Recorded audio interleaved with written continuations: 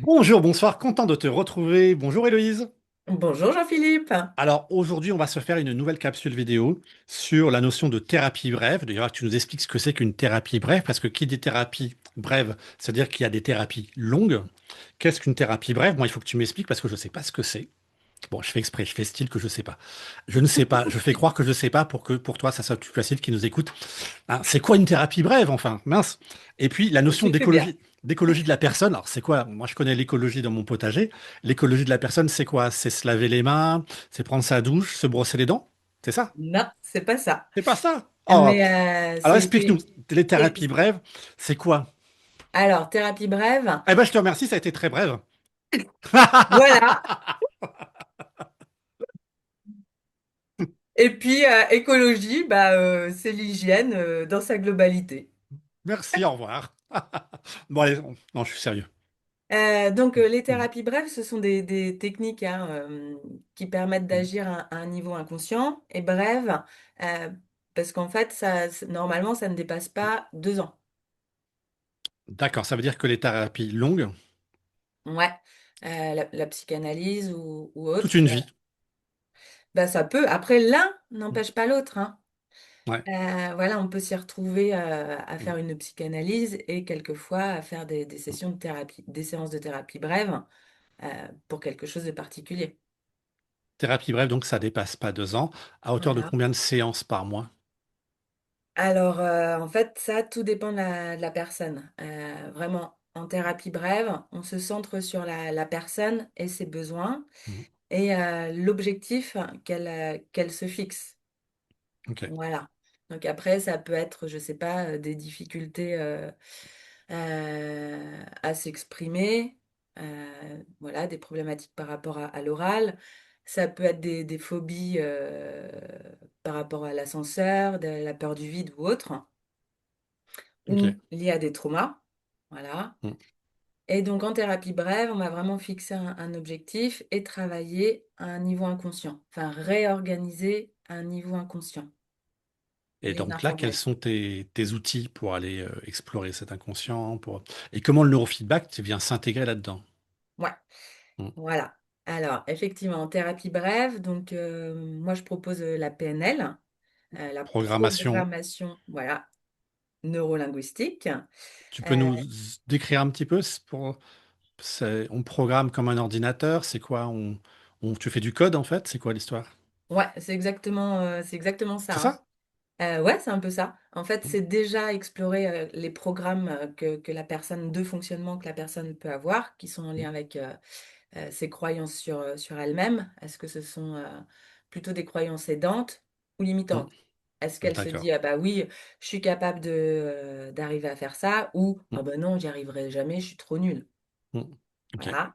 Et en fait, c'est de permettre de changer ses programmes pour avoir des comportements plus aidants. Ok, donc on travaille sur les programmes inconscients et en fait on peut dire que c'est à la fois une méthode où tu vas faire un bilan des programmes et une mise à jour, ou voire une désinstallation et une réinstallation d'un nouveau programme. Tout à fait, c'est Très ça. bien, tout à Ouais. fait. Ben, on le fait sur le programme, enfin, sur Mm. l'ordinateur, on nous apprend à le faire. Bah oui, Et on n'a pas trop appris ça à le faire. c'est ça. Donc, Ouais. quand on apprend, c'est chouette, on peut Bah tu s'amuser. m'étonnes, ça change la vie. Mm. Ok, donc la Donc, PNL, ouais. voilà, la PNL, l'hypnose ericksonienne. Ouais, alors c'est quoi Ericsson? Ça fait penser à une marque de, je sais pas, de Ericsson. C'est une marque d'ailleurs, Ericsson, non? Il y a Je ne pas sais pas. Si, je crois bien. Moi, Erickson, ce qui me vient, c'est Milton Erickson, qui Mm. était un psychiatre américain et qui a vraiment eu plein d'élèves Mm. qui l'ont accompagné en fait à vraiment connaître et à théoriser l'hypnose pour Mm. le transmettre dans le monde. Et donc l'hypnose ericksonienne, en fait, on va créer un état de relaxation propice en fait à dépasser certains blocages et à activer les ressources pour la personne. Voilà. Ok. Donc il y a la PNL, l'hypnose ericksonienne, le MDR. Donc là, le MDR, c'est plutôt utilisé, voilà, c'est le mouvement oculaire, tac. Donc utilisé pour les traumatismes, hein. mm. parce qu'en fait, un traumatisme, c'est un événement de vie qui n'a pas été digéré.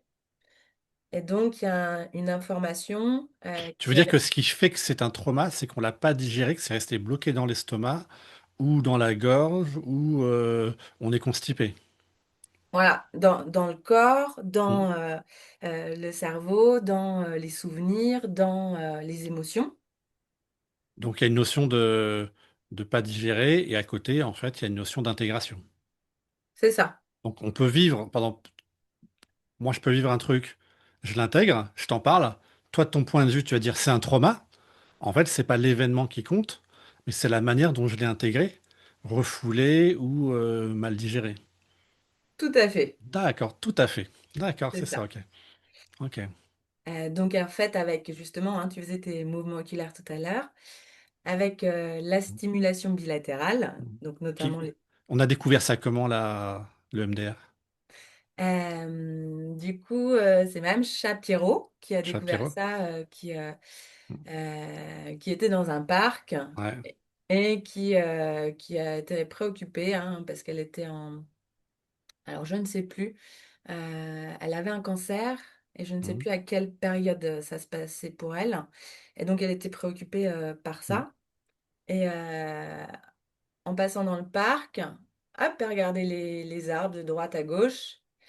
Et puis, en sortant du parc, elle s'est sentie mieux. Elle était psychologue aussi, cette personne. Mhm. Et donc, elle s'est dit, comment ça se fait que ça va mieux comme ça, j'ai rien fait. Mhm. Et elle s'est dit, bah si, en fait, j'ai balayé de droite à gauche les arbres. Et Mhm. donc, elle a expérimenté avec les patients qu'elle accompagnait en faisant justement ce balayage au niveau Mhm. des yeux pour observer ce que ça pouvait faire. Elle a observé que les personnes aussi allaient mieux. Ok. Ouais, je sais plus, du coup, je m'emballe, je réponds à ta question. Ouais, complètement, complètement, hein. Donc en fait, c'est une thérapie qui permet d'intégrer les traumas à Ouais, travers des mouvements oculaires.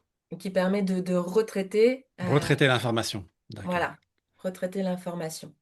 Et alors, Et le neurofeedback dans tout ça, qu'est-ce qu'il vient faire? alors, le neurofeedback dans tout ça, justement, il permet à un niveau inconscient d'accompagner à réguler ce qui est utile de réguler pour la personne. Ok. Et donc, c'est là que l'écologie de la personne, qui est un des fondamentaux dans la thérapie brève, l'écologie de la personne, c'est respecter son fonctionnement dans son système. Et du coup, en thérapie brève, on a un objectif, on cible, et en neurofeedback, c'est vraiment de manière globale et aussi Hmm. vraiment à un niveau inconscient toujours, de réguler ce qui est le plus utile de réguler. Sans qu'on ait ce contrôle, Hmm. on lâche prise, Hmm. Hmm. on laisse le contrôle personnel en fait de la personne faire ce qu'il y a à faire. C'est-à-dire que dans le neurofeedback, il n'y a plus le facteur humain de l'interaction patient-thérapeute. Voilà. Et Qui c'est peut, qui a aussi des limites, forcément, tout à par fait, parce, nature. voilà, Hmm. parce que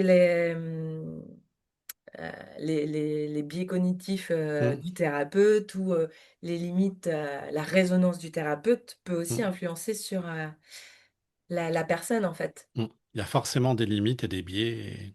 Voilà. Hmm. Et Hmm. donc le neurofeedback dynamique permet justement à la personne d'être avec elle-même Hmm. et d'activer sa plasticité cérébrale Hmm. à faire ce qu'elle a besoin. Hmm. Et la complémentarité donc, que tu vois avec les thérapies brèves, c'est Mm. quoi? C'est que le neurofeedback, on recrée des connexions neuronales, le cerveau est plus plastique. Donc il y a plus de mémoire vive, plus de capacité, comme un processeur qui est plus puissant, à traiter l'information. Donc est-ce qu'on pourrait dire que c'est comme si tu mettais, quand tu rajoutes en fait du neurofeedback avec les thérapies brèves, c'est comme si tu mettais entre parenthèses à la puissance 3, comme un exponentiel de... Est-ce que tu as l'impression que les gens avancent plus vite? Que l'intégration Euh, se fait mieux? Toi, que tes séances de MDR vont être plus puissantes ou que... Je sais pas, comment tu l'intègres d'ailleurs dans... Tu alors, fais dans la même séance les deux? Ouais, je te pose plein de questions là, faut que j'arrête. Je suis eh curieux. ben, ça dépend, ça dépasse. Mm, En fait, enfin, ça dépend du rythme de la personne et où elle en est aussi. mm, Voilà, si la personne, elle arrive, elle est au ras des pâquerettes et qu'elle Mm, n'arrive presque plus à marcher, je vais pas lui demander de mobiliser ses ressources pour aller retraiter un truc. mm, Donc là, je vais plutôt justement utiliser le neurofeedback dynamique pour permettre mm, au niveau du système nerveux de réguler ce qu'il y a à réguler pour qu'elle mm, remonte et qu'elle ait accès à mm. ses C'est ressources. ça. Et oui, si elle est sous l'eau, tu vas pas lui demander d'apprendre à nager de nouvelle nage. Il faut déjà la sortir de l'eau et Voilà. Et la remettre à niveau, quoi. voilà, pas de faire le papillon direct. C'est ça. Ouais. Ouais. Voilà.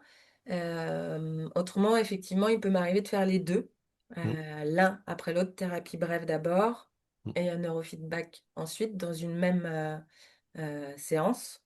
Ouais. Mais ce que je retrouve le plus fréquemment quand je travaille en thérapie, c'est plutôt accompagné en thérapie brève. Et les personnes, elles vont mieux.